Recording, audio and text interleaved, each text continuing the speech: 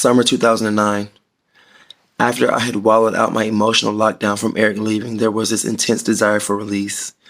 I had had enough of following what was expected of me, tired of sticking to the things that were permissible for a boy to do and hiding the want for something new.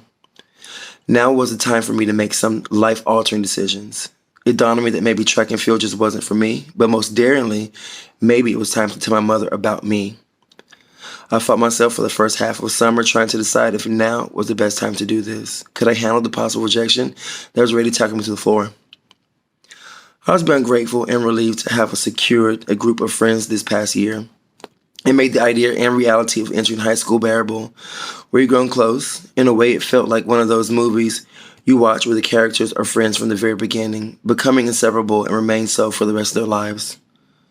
Who would be opposed to that happening? We all had such different personalities, but we fit together so well. It wasn't forced, and I loved it. I was thankful. Freshman year was going to be the birthplace of new beginnings. A sack full of raging hormones and the opportunity to do whatever I wanted to try. With last year being the success that it was, I held on to the hope that this year wouldn't be any different. Somehow I managed to tap into some level of popularity that I was unbeknownst to, and even with the large majority of them knowing about my sexuality, none of them really cared. If anything, it made it more of a reason as to why they became friends with me. Yes, I too cringed as I was typing it out.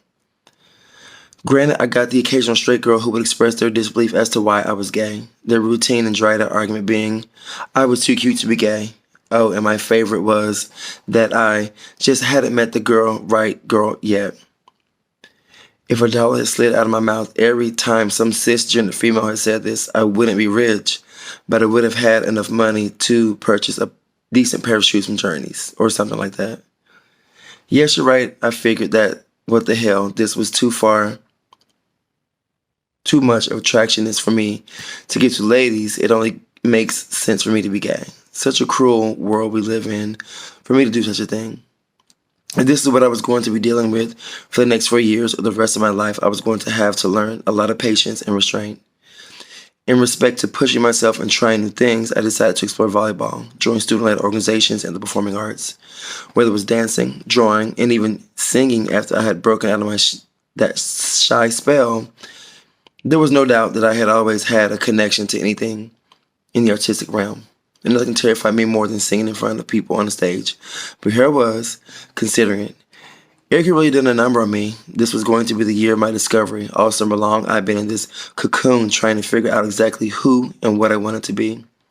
After many late-night self-discussions in the shower or on the bench of that shitty neighborhood park, I was ready to spread my wings into the Anertrita Amarita I wanted to be.